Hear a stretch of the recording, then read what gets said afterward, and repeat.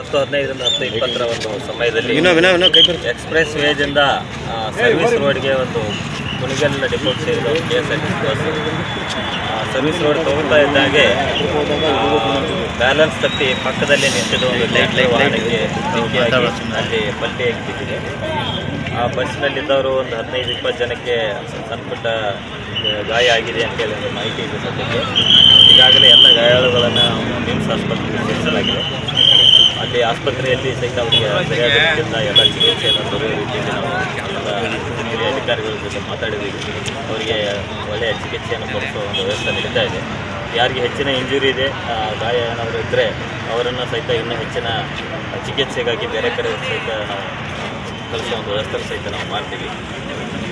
ಮುಖ್ಯವಾಗಿ ಒಂದು ಆಕ್ಸಿಡೆಂಟು ಏನು ಸರ್ವಿಸ್ ರೋಡ್ಗೆ ಅಚಾನಕ್ಕಾಗಿ ಅವನು ಡ್ರೈವರು ನಾವು ಜೀವನ ಸಹಿತ ಪರಿಶೀಲನೆ ಮಾಡಿದ್ದೀವಿ. ಎಕ್ಸ್ಪ್ರೆಸ್ ವೇಯಲ್ಲಿ ಸ್ವಲ್ಪ ವೇಗವಾಗಿ ಹೋಗ್ತಾ ಇದ್ದಾನೆ. ಏಕಾಏಕಿ ಸರ್ವಿಸ್ ರೋಡ್ ಬಂದಿದ್ದರಿಂದ ಸರ್ವಿಸ್ ರೋಡ್ಗೆ ತೊಗೊಂಡಿದ್ದರಿಂದ ಬ್ಯಾಲೆನ್ಸ್ ತಪ್ಪಿದ್ದಂಗೆ ಅನಿಸ್ತಾ ಇದೆ ಮೇಲ್ನೋಟಕ್ಕೆ. ಇನ್ನೂ ಹೆಚ್ಚಿನ ತನಿಖೆ ಮಾಡಬೇಕಾಗಿದೆ. ಇನ್ನೊಂದು ರೋಡ್ದು ಸಹಿತ ಸ್ವಲ್ಪ ಇಲ್ಲಿ ತಗ್ಗು ಉಬ್ಬುಗಳಿಂದ ಸ್ವಲ್ಪ ರೋಡ್ ಇರೋದ್ರಿಂದ ಅದರಿಂದ ಏನಾದರೂ ಸ್ವಲ್ಪ ಬ್ಯಾಲೆನ್ಸ್ ತಪ್ಪಿತು ಅಂತೇಳಿ ಅನ್ನೋದ್ರ ಬಗ್ಗೆ ಸಹಿತ ನಾವು ಮಾಹಿತಿಯನ್ನು ಕಲಿಯೋಣ. ಸರ್, ಈಗ ಈ ಹೈವೇಲಿ ಸರ್ ಸ್ಪೀಡ್ ಲಿಮಿಟ್ ಇದೆ. ಸ್ಪೀಡ್ ಲಿಮಿಟ್ ಆದರೂ ದಂಡ ಹಾಕುವಂಥ ಕೆಲಸ ಪ್ರಕ್ರಿಯೆ ನಡೀತಾ ಇದೆ. ಅಂಥದ್ರಲ್ಲೂ ಕೂಡ ಅತಿ ವೇಗವಾಗಿ ಬಂದಿದ್ದಾರೆ, ಸರ್ವಿಸ್ ರೋಡಿಗೆ ತೊಗೊಂಡಿದ್ದಾರೆ. ಹಿಂದೆ ಕೂಡ ಒಂದು ಇನ್ಸಿಡೆಂಟ್ ಆಗಿತ್ತು, ಪದೇ ಮರಳು ಕಳಿಸ್ತಾ ಇದೆ. ಇಲ್ಲ, ನಾವು ಸ್ಪೀಡ್ ಕಂಟ್ರೋಲ್ ಸಂಬಂಧಪಟ್ಟಂತೆ ಡೈಲಿ ಕೇಸ್ ಹಾಕ್ತಾ ಇದ್ದೀವಿ.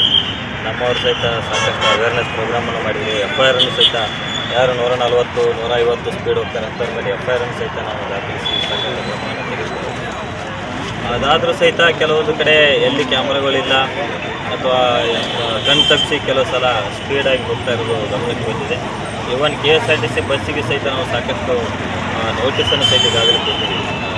ಯಾರು ವೇಗವಾಗಿ ಚಾಲನೆ ಮಾಡಿದ್ದಾರೆ ಅಂಥವ್ರ ಮೇಲೆ ಕ್ರಮ ಕೈಗೊಳ್ಳಲಿಕ್ಕೆ KSRTC DC ಅವರಿಗೆ ಸಹಿತ ಮಾಡಿದ್ದೀವಿ. ಮುಂದಿನ ದಿನಗಳಲ್ಲಿ ಸ್ವಲ್ಪ KSRTC ಅವರಿಗೆ ಸಹಿತ ಅವೇರ್ನೆಸ್ ಕಾರ್ಯಕ್ರಮದ ಜೊತೆಗೆ ಅವರಿಗೆ ಸಹಿತ ಕಠಿಣ ನಾವು ಕ್ರಮವನ್ನು ಕೈಗೊಳ್ಳಲಿಕ್ಕೆ ಸರ್, ಈ ಸಕಲ ಬಸ್ಗಳಿಗೆ ಎಕ್ಸ್ಪ್ರೆಸ್ಸಲ್ಲಿ ಸಾಧ್ಯತೆ ಸೂಚನೆ ಕೊಟ್ಟಿದ್ರಿ, ಅದು ಪಾಲನೆ ಆಗ್ತಾ ಇಲ್ಲ. 15 ದಿನ ಆಯ್ತು. ಇಲ್ಲ, ಕೆಲವು ಬಸ್ಸುಗಳು ಎಕ್ಸ್ಪ್ರೆಸ್ ಹೋಗ್ತವೆ.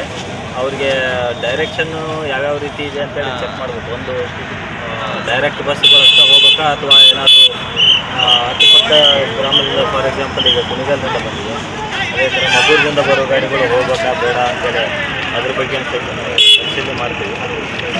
ಬಟ್ ಎಕ್ಸ್ಪ್ರೆಸ್ ವೇದಲ್ಲಿ ಹೋದರೆ ಸಹಿತ ವೇಗ ಒಂದು ಕಂಟ್ರೋಲ್ ಇರಬೇಕು.